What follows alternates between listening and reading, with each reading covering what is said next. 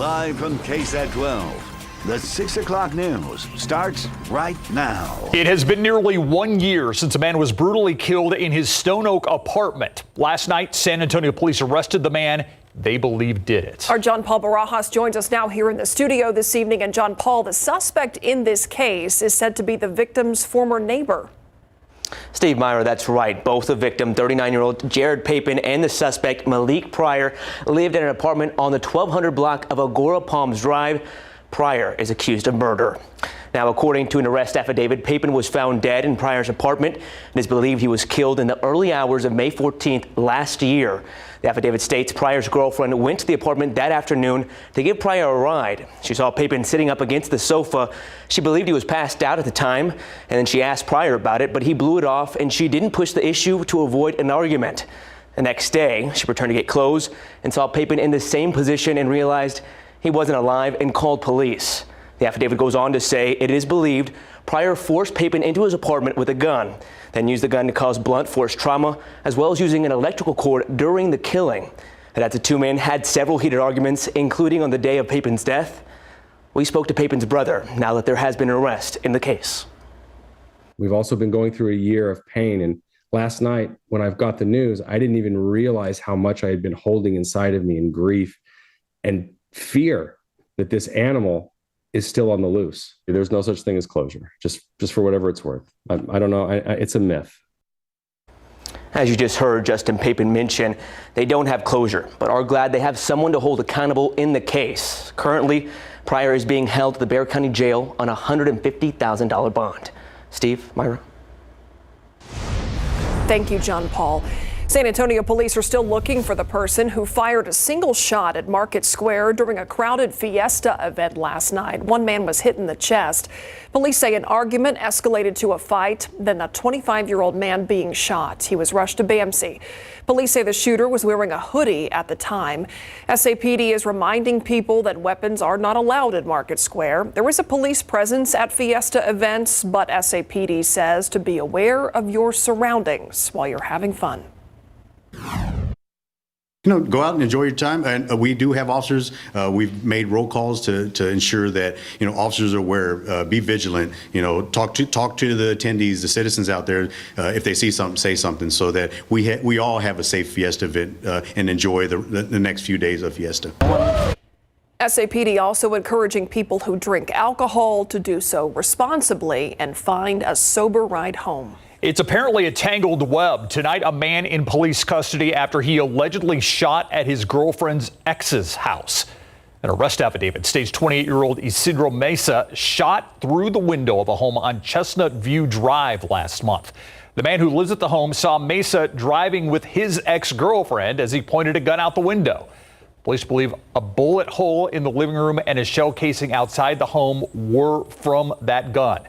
Mesa charged with deadly conduct with a firearm. He's currently being held in the Bexar County Jail on a $30,000 bond. Cash or crypto? Now people buying or selling real estate in Texas have that choice.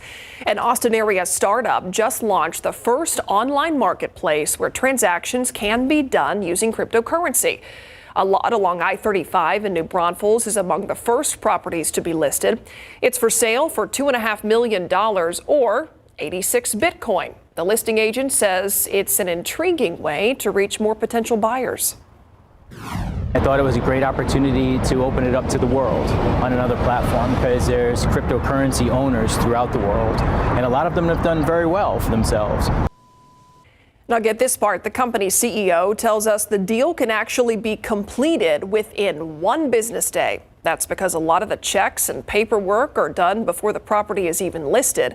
The buyer sends cryptocurrency through the Coinbase exchange, which then converts that to dollars for the seller. COVID cases slowly decreasing in Bexar County. Alyssa Cole found out there is another stat that's low, though. The number of people who have received an updated booster shot. That updated vaccine booster is going to work better with the strains of COVID that are circulating right now in our community. It's going to match better than the original booster strain, the booster vaccine that was available. That booster shot has been available since March, but there are thousands of people countywide who are eligible to receive a shot yet to get one. When we look at data from the COVID-19 San Antonio dashboard this week, we find that only a little more than 15% of people in Bexar County have the updated bivalent vaccine. The CDC recommends any person, even children 6 months and older, get one updated booster. Booster uptake, especially among these younger population, is much, much lower. But are we at risk of experiencing severe symptoms of COVID-19 if we don't get updated boosters? If you don't get a bivalent booster shot, you're going to be at higher risk of getting infected and potentially having a more significant infection than someone that is vaccinated. Health professionals believe it's a possibility that people may be slow to get the booster because of the CDC's frequent recommended changes. The Fiesta celebrations are underway, right? So please stay safe by making sure you're up to date with your vaccinations. We know crowded settings can raise your likelihood of being very close to someone who's infected with COVID-19. If you're interested in getting the updated booster, Metro Health will host a pop-up vaccine clinic next Wednesday at the Frank Garrick Multi-Service Center on 1226 Northwest 18th Street. Alyssa Cole, KSAT 12 News. Look outside right now. Not at this guy. This is not a live look outside. It's not. We should have Instead of Isidro Mesa, we downtown. should be seeing Adam Caskey. Yeah, that's who we want to head to on this beautiful day because it is his final Fiesta medal giveaway. He is in downtown at Legacy Park. Hey, Adam. Final Fiesta medal giveaway of 2023, but that doesn't mean Fiesta's done. We still have the parades and all the fun this weekend. We're at Legacy Park, and we're not only giving away my medal, but also the medal for As You Are, which is pediatric autism evaluations. And April's Autism Awareness Month, along with Fiesta. And so they figured, hey, let's celebrate both. Come down here to Legacy Park and throw a party. We've got the balloon artist here. Yay! She's been making the balloon art for the kids. A lot of them with the swords and everything else. We've got snacks as well, and the DJ lawn games. It's been great, especially because of the Frost Tower providing shade for us. So everybody's not sweaty, which is unique for a Fiesta event. We all feel fantastic, low humidity, and temperatures are comfortable. My thermometer is reading 81 degrees right now, and officially at the airport we're at 82. Anyway, we got our beautiful line here, wonderful people coming around, getting their medals. Yeah! And then coming up in a little bit, we'll be giving away one of the thermometers as well. And I'll be announcing the Thermometer Thursday winner later in the broadcast. We'll see you in a bit to talk about storm chances and timing for tomorrow. You're going to want to pay attention to this, especially for Friday evening Fiesta events. See you in a bit. That may be the theme this year, Fiesta 2023, not sweaty. Yeah. And we don't mind it. The Battle of Flowers Parade kicks off tomorrow. You can join our watch party along the parade route. Scan this QR code to buy tickets. That comes with tacos, assigned seating, and yes, access to bathrooms. Plus, you get to hang out with the KSAT crew. Yeah, Fiesta 2023. Be cool, y'all. That's better than not You sweaty. like that? All right. Yeah. Trains guide right now outside. It's 84 degrees.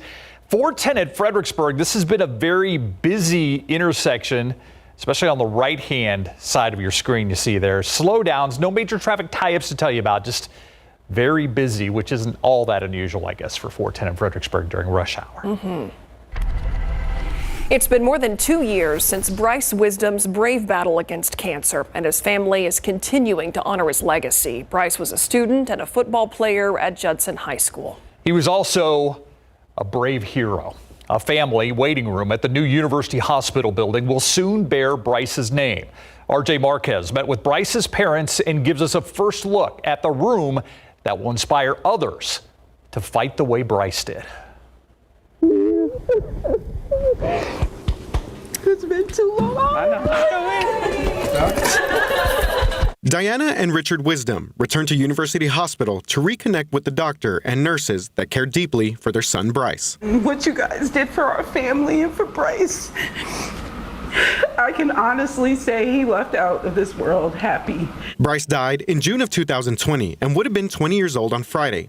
The Wisdoms are keeping their son's name alive with this new family waiting room under construction at University Hospital. I still feel him. I can feel them in here. The first time I came in was really emotional, but now I'm excited. This was the first time that Bryce's father was able to walk through the room that will be dedicated to his son. And we jumped into this world, not knowing anything, and then for other families to kind of help us along, it kind of eased the path, and we want to just do the same. So to see his name and his legacy live on, it's going to be truly amazing. The new hospital is expected to open in early August. Bryce's room will be on the floor where children with cancer receive treatment. This will be a brand new start and give other people hope and encourage to fight like Bryce did. Until then, the Wisdoms will continue to raise money for the Bryce Strong Foundation. They will also use this room as a way to help fund programs benefiting children and young teens at the hospital. So what do you think Bryce would tell you? He'd be so happy. And then, okay, what are we going to do next? That would be the next thing. What are we going to do next? And it keeps us smiling, because the moments when we get sad, the pain and the anguish that you feel, it's just the opposite of what I feel right now, the joy. This is just amazing. RJ Marquez, KSAT 12 News. For months, he sat on house arrest, accused of kidnapping his ex-girlfriend and breaking into her home. But the evidence in the case didn't hold up. Now this military veteran and his attorney say they are facing an uphill battle to clear his name. Once the system tags somebody as a prospective abuser, the system never lets up. In our next half hour, KSAT investigates and exposes the missteps from law enforcement and how this could happen to almost anybody. Also still ahead on the news at 6, the Whitty Museum wants to bring to light the state's past, how the museum plans to honor the people who shaped Texas. It's our History Untold series, and it's next.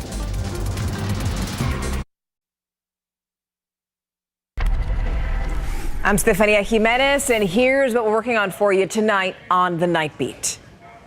I was in 6th grade, and my mom came into my room with 2 trash bags and said, one is for you and one is for your sister. Load it up, don't say a thing, we're leaving in the morning and never coming back. She was just a child when her family was in crisis and they needed to flee their home. How a New Braunfels area group is using her story to help others in need. Plus, condemned food and plenty of plumbing problems. That's what health inspectors found at 4 local restaurants. Tim Gerber takes us behind the kitchen door to see who racked up all those violations. We'll see you for these stories and more tonight on the Nightbeat.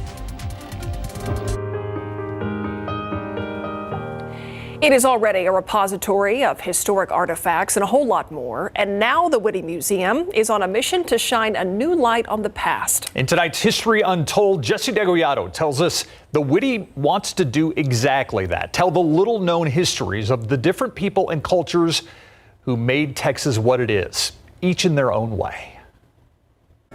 The Whitty Museum has been San Antonio's portal to the past since 1926, and yet the reality is we had to relook at what we were about and what we were about to become. Black Lives Matter and the outrage over George Floyd's death was the Whitty's wake-up call. It changed lives. It changed our lives.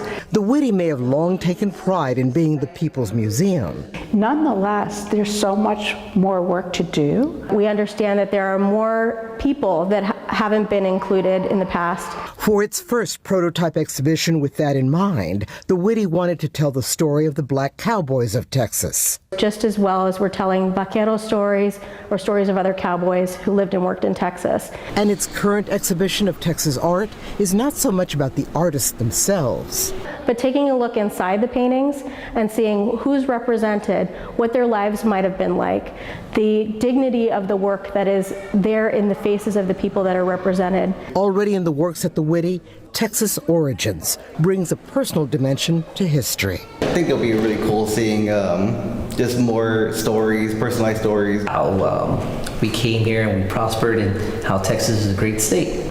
Yet the Whitty isn't alone in revisiting how it portrays history. Far from it. Well, it's the right thing to do.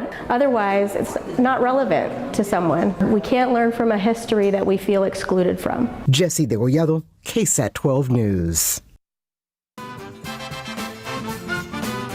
All right, 81 according to the thermometer Thursday. thermometer. Accurately calibrated thermometer out at a medal giveaway. Of course. I said it anyway.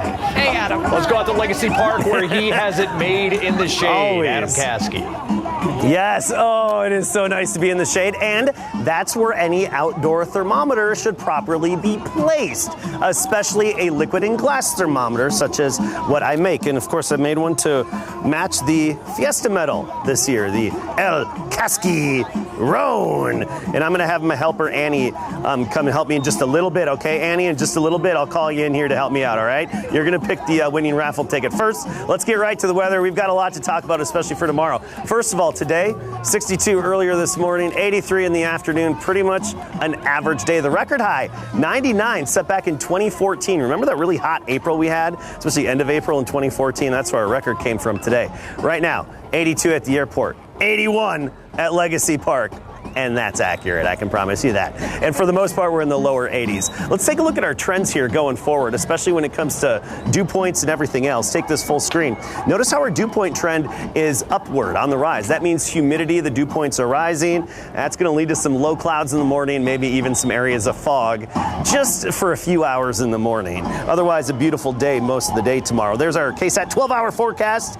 7 a.m. 62, 9 a.m. Battle of Flowers 66, and then by noon, we're close to 80 when we wrap up the parade. So keep that in mind. We'll be warming up and the humidity is going to be increasing.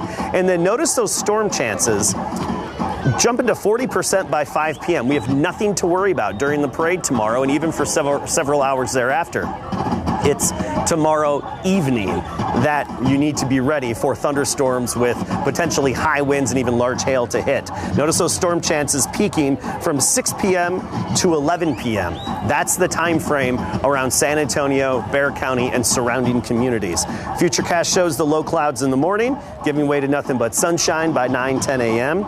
We'll have that bright sunshine most of the day, and then as we get to about this time tomorrow, those storms should be moving on into our area, and we do run the risk of the strong and severe storms, and they should clear out after 11 p.m. and after midnight. They should be out of here. Primary threats, unfortunately, hail. And I know everybody asks, well, am I going to get hit by hail? There's no way to know until that hail-making storm develops and starts dropping hail. Then we can do the nowcasting and pinpoint it for you. But we could have some of that large hail by tomorrow evening and some straight line wind gusts as well. Primary threats there. So your Fiesta forecast, Battle of Flowers, 70s, mixture of sun and clouds, a bit humid. Then Friday evening, stormy. Saturday, beautiful, sunny, a high of 73. 73 degrees for the high temperature on the day of Fiesta Flambeau, and windy. And then for Flambeau Parade will be down in the 60s. Yes, 60s with low humidity, and the wind's going to be pumping the brakes as well. And, you know, we're going to have some mornings down in the 50s this upcoming weekend. All right, Annie, I need your help now. Okay, let's shake it a bit first. Can you mix them? All right, and pick the winner. All right, do you want to say the number? 3, 1, 5, 1, 6, 1. 161.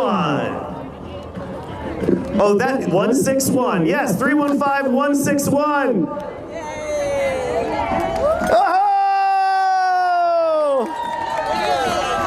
Did I get it? Yes, you did. 161. Congrats. What's your name? Richard. Richard? Yeah. What's your favorite part of Fiesta? Everything. San Fernando, Market Square, everywhere. Yeah, Viva Fiesta. Here you go, sir. It matches your medal. Thanks for coming out today. We appreciate it.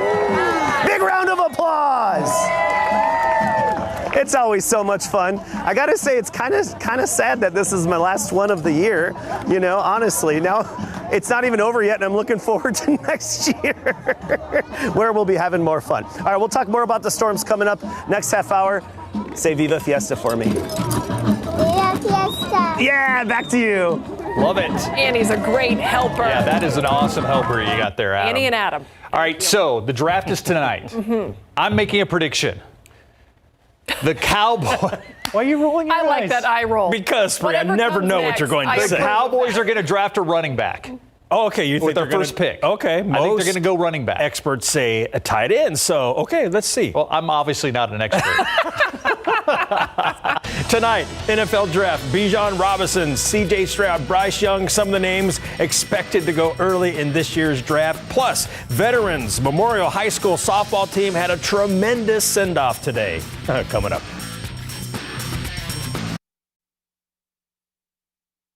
Pro football coverage, powered by Davis Law Firm. We are less than 1 hour away from the 2023 NFL Draft in Kansas City, live right here on KSAT 12. Carolina Panthers have the first pick tonight. The Houston Texans own the 2nd and 12th overall selections, while the Cowboys currently hold pick number 26. Of course, that could all change. QB Bryce Young is expected to go first. QB C.J. Stroud will likely go top 5, but maybe not to the Texans. And running back Bijan Robinson will likely be the first back selected tonight. I try not to actually focus on it just because, like, I don't know, mock drafts aren't typically real. They're all opinions. But for me, like, I try to stay in the moment, stay where my feet are, and understand that, that you can be blessed to be in any one of those teams, and maybe a mock draft is right. Like, you just never know. I'm sleep like a baby. I'll just be myself, man. There ain't nothing to it just to do it. I don't got to make no hard decision. I just got to pull up in the suit. So I did everything I can do in my control, and now it's up to the teams to pick. Pull up in a suit. First round of the NFL Draft is coming up at 7 p.m. Rounds 2 and 3 tomorrow night at 6. All live right here on KSAT 12. San Antonio FC was knocked out of the U.S. Open Cup last night following 1-0 to MLS side Nashville SC. After a scoreless first half, Nashville scored in the 71st minute for the lone goal of the match. We went toe-to-toe with one of the best MLS teams. Our guys performed fantastically. It was unfortunate to give up that one goal. We had more shots than the opponent in their house. So I think if people don't know who SAFC is, I think if they watch that game, they're going to be well aware that we're a great team with great players, and we're going to make some noise this year. SAFC returns to USL Championship play on Saturday, hosting Las Vegas Lights FC, 7:30 p.m. at Toyota Field.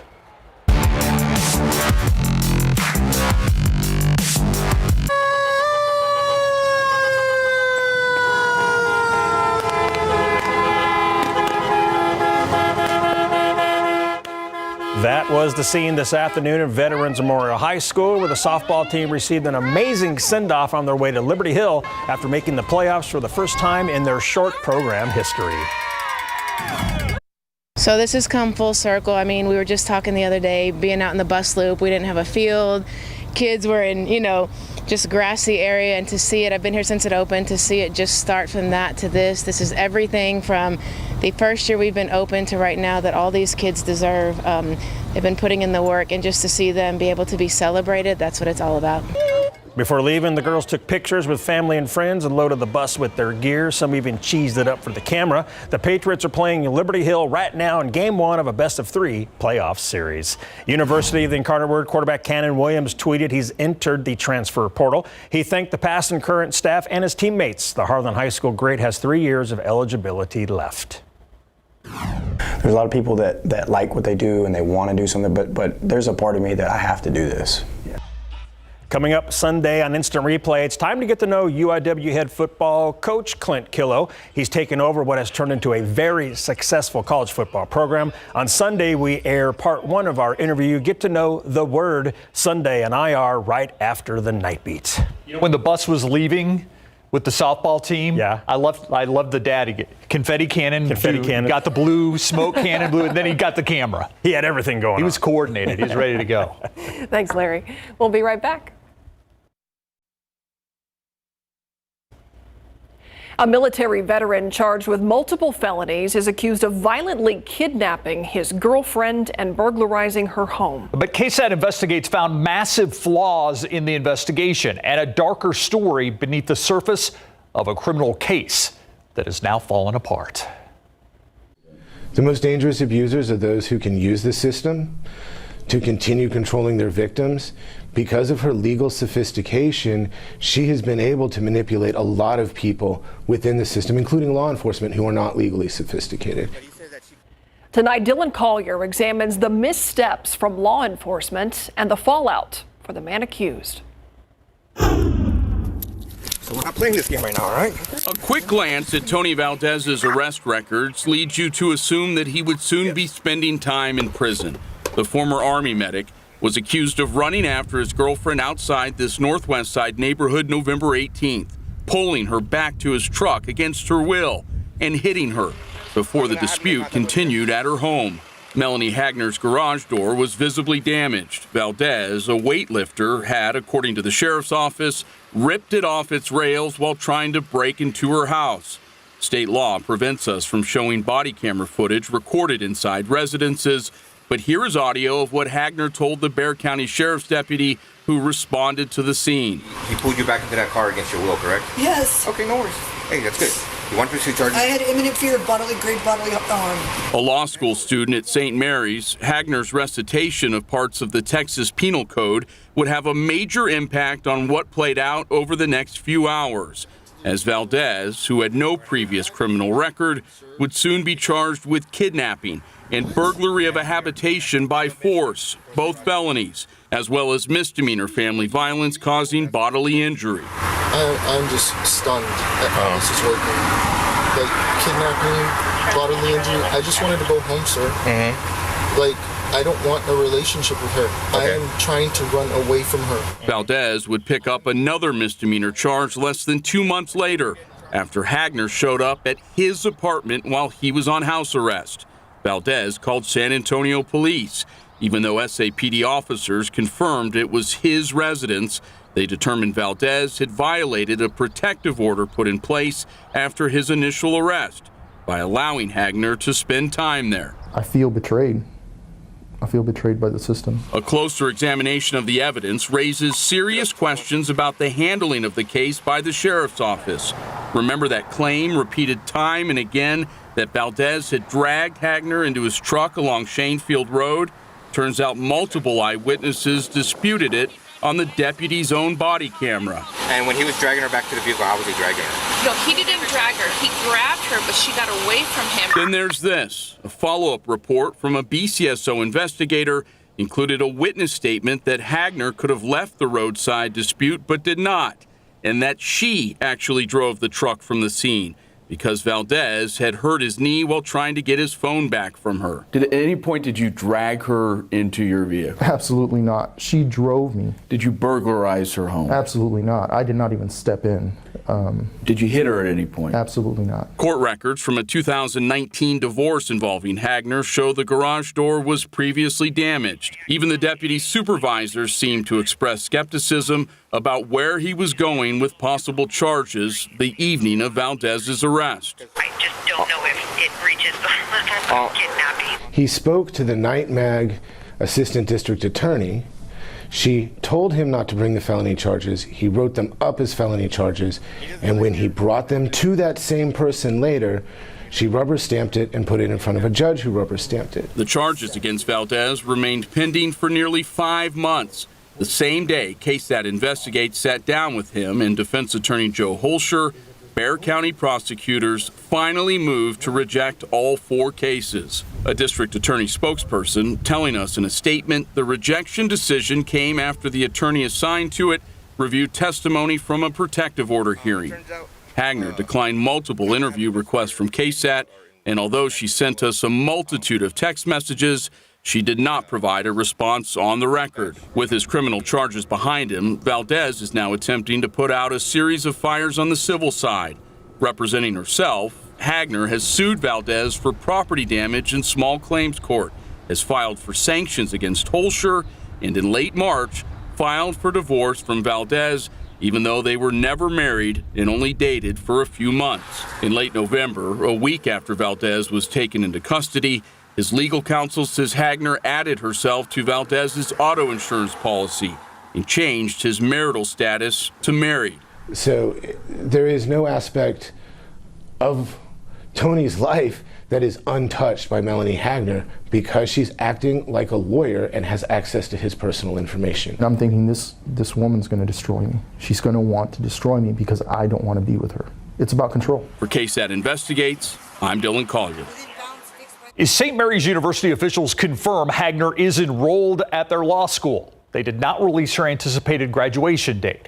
A San Antonio attorney who employed Hagner as a summer clerk said she fired her after a charge on a client's credit card was traced back to Hagner. Now, Hagner has not been charged with any crime in connection to her prior employment or interactions with Valdez. KSAT could not find any records showing BCSO deputies have been implicated in any acts of professional misconduct in connection to the investigation of Valdez. In a statement, the Bexar County Sheriff's Office defended its handling of this case, telling KSAT it takes every domestic violence claim seriously and will file and pursue appropriate charges in the interest of justice for victims. Quote, in this particular case, victim statements as well as that of a corroborating witness led to the decision to make an arrest. End quote. We'll be right back.